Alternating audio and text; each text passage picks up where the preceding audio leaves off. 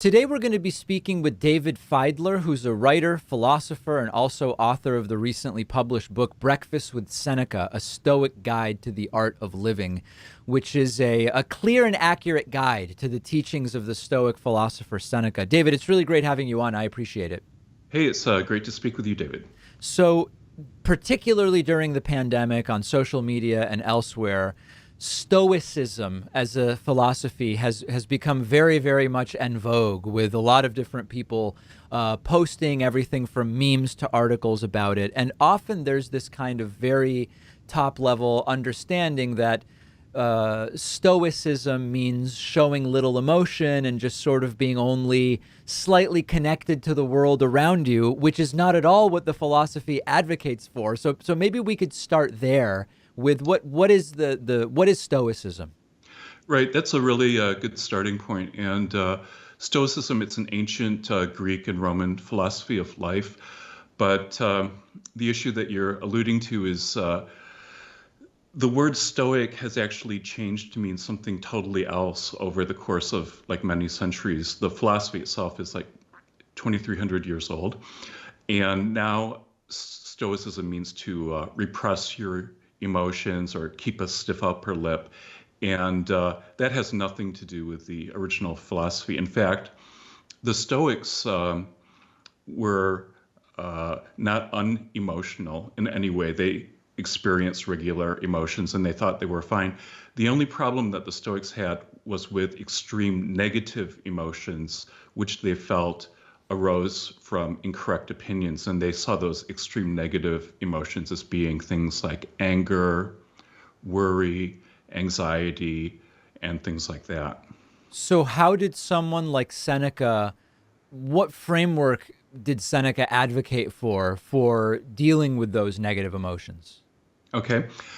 Um, One of the most central teachings of Stoicism, this is something that all of the Roman Stoics believed in, and this is probably a huge takeaway for the people who are listening to this discussion today, is that their idea was that we can't control what actually happens to us, but we can control how we respond to things.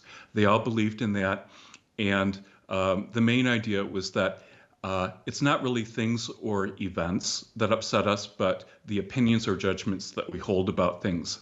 And an example of this that I use in the book is imagine it's like raining and you're walking along one day and you walk by a big puddle and a car comes by and splashes you and you're covered with water. Well, someone might have the mental opinion that, well, I just got splashed, which is a pretty objective way of looking at things. But another person might think, oh, you've ruined my entire day, and then develop a sense of anger and rage about that, and then want to get even with the driver in some way. So that shows how the opinions that we hold about things really influence our emotional states, or even act as the seed of these extreme negative emotions. And this belief, it's not things or events that upset us, but the opinions we hold about things. That's the origin of what is now known as cognitive therapy or cognitive behavioral therapy.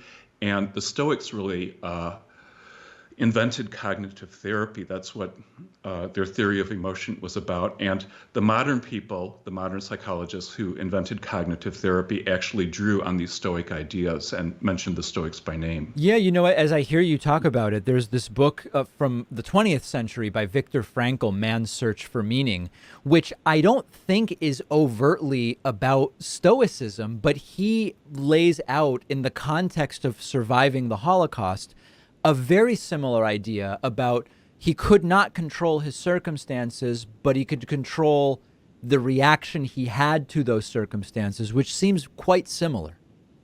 Exactly. And I think there's a very famous saying attributed to him that our freedom exists in the fact that we're able to pause before we make a decision or a judgment. And that's really our source of freedom. Now, apparently he didn't say that. It went back to Rallome. But the thought is the same. And certainly his idea, is an exact parallel to that of the Stoics. One of the kind of big pushbacks and reactions I see to this recent popularization of Stoicism are comments along the lines of, yeah, that's really great to think about if your basic needs are met and you have time to hang out on social media or reading books. But if you're not sure where your next meal is coming from, or you don't have housing, or you need healthcare and can't afford it, Stoicism is not useful in that way. And it's another one of these sort of now becoming commercialized ideas that spread on social media. How would you react to that critique of the popularization of Stoicism? Uh, well, I don't think that's really true because now Seneca actually was very wealthy.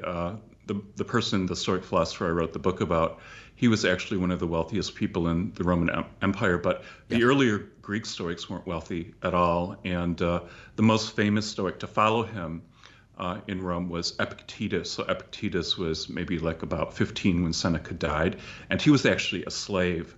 So it was a philosophy that was embraced from slaves to Roman emperors.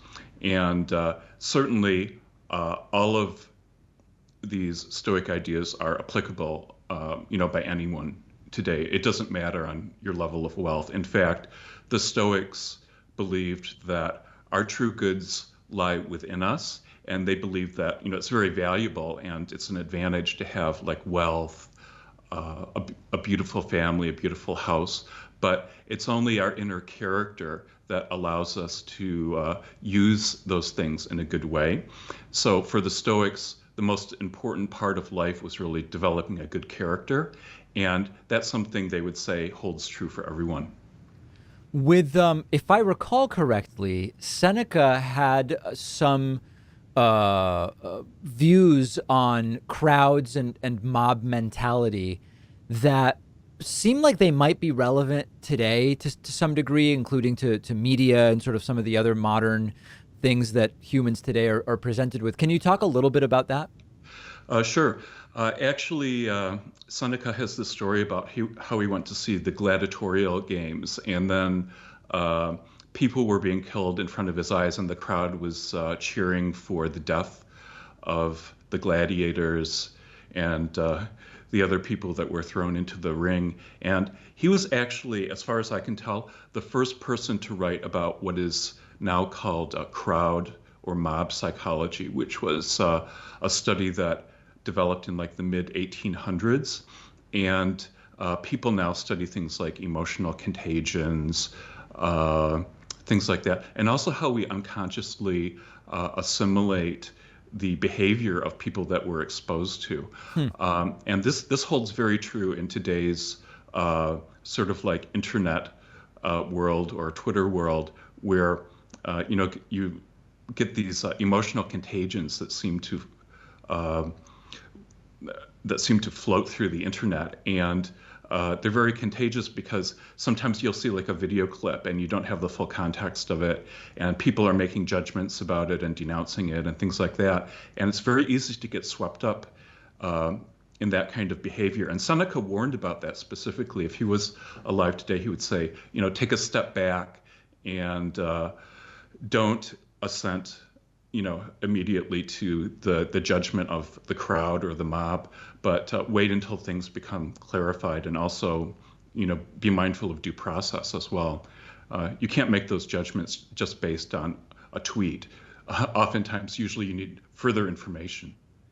What was you write in the book about the value of time and of not postponing what one wants to do sort of indefinitely, or I mean, maybe even to any degree beyond what's kind of logistically necessary. Can you talk a little bit about that and the connection to Stoicism?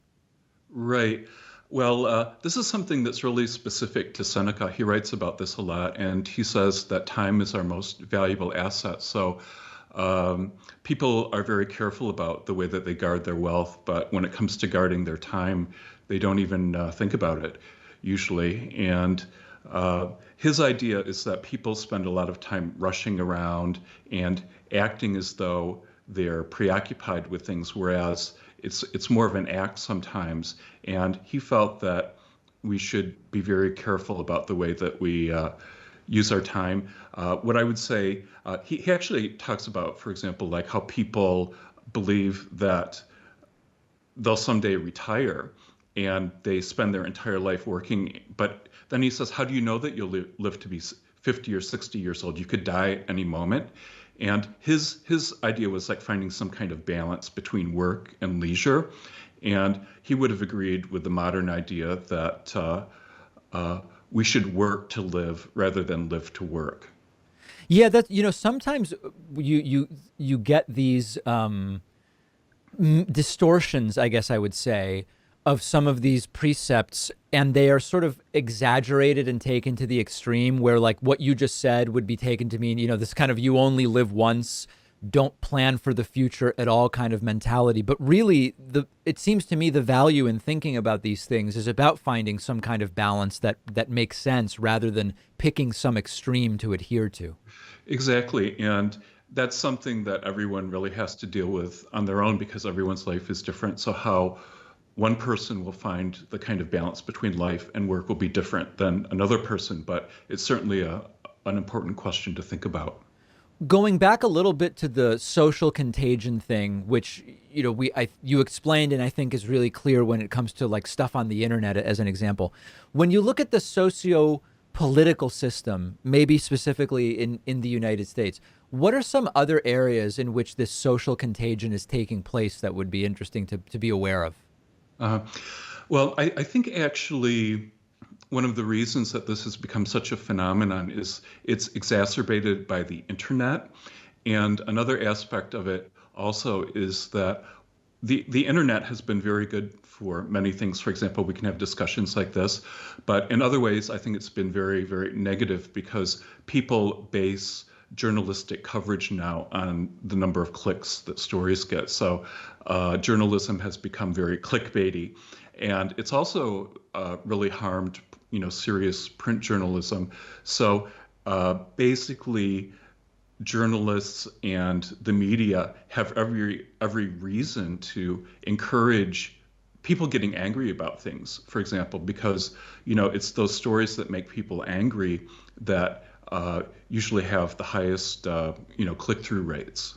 Yeah, and I mean, we see that daily where a story that we spend a while researching about, to take today, the buildup to what's going on with Russia and Ukraine, Right. it just is not going to generate even a fraction of the interest that Joe Biden calling that Fox reporter a son of a bitch yesterday is going to generate. And if you ask Exactly. me which is most substantively valuable, it's obviously the geopolitical impact with historical implications of the Ukraine-Russia thing, but it's not, for all the reasons you're talking about, it's just not going to do as well. Right. Another thing too is that you have these huge media platforms now, and so they have a certain amount of space allotted for, the so-called news, so that if nothing's happening, they actually have to fill it with something. Yes. Yeah, no, that's certainly an issue as well. When it comes to Marcus Aurelius is often sort of, your book focuses on Seneca, but you mentioned Seneca, Epictetus, Marcus Aurelius, kind of the third in the maybe most three known Stoics. What does his perspective, did his perspective differ in significant ways from that of Seneca? Mhm. Um, it's really interesting because when I was researching the book, I looked into this in a great deal of depth. And it's surprising how similar the views of the three main Roman Stoics were. For example, an average reader wouldn't notice this, but all three of the Roman Stoics believed that when you were on your deathbed, that you should feel a sense of gratitude when you're dying for the gift of life that the universe has given to you. Mm. And I find that to be amazing. And that for them would be a mark of a life that was well lived. And that was the whole point of philosophy, is to live a life that's truly worth living. So if you felt a deep sense of regret on your deathbed, that would probably mean that you felt that you had made some very serious errors in your life. Another idea that I think is very important for people today, that comes from the Stoics. All of the Stoics believed in this. They were the most pro-social philosophers in the ancient world, and they taught that we should all contribute to society. Marcus Aurelius was obsessed with this. His Meditations is a pretty short book, but he reminds himself, like it was his personal notebook, he reminds himself 80 times to contribute to the common good. And the Stoics, they didn't believe these things in the way that a religious person would believe them because they were philosophers, so they always had an argument for this. And their argument was that all people are born with the faculty of reason, which makes us rational creatures. And it also makes us equal to one another. So the Stoics were the first philosophical school to say that human beings were equal to one another, the idea of human equality. And it also means that because we have this spark of reason in common, there's a universal brotherhood or sisterhood of humanity that we're all part of. And that means we should help each other. And over the course of centuries, it took a very long time, this Stoic idea led to the idea of human rights, equality, and ultimately to the elimination of slavery in some ways, because the Enlightenment philosophers who were talking about human rights and criticizing the institution of slavery were very familiar with these Stoic views and drew upon them. Incredible historical context. And some of what we've been talking about today is in the book Breakfast with Seneca, A Stoic Guide to the Art of Living. We've been speaking with the book's author, writer, and philosopher, David Fideler. Really appreciate your time today and your insights. Great. It's been wonderful speaking with you.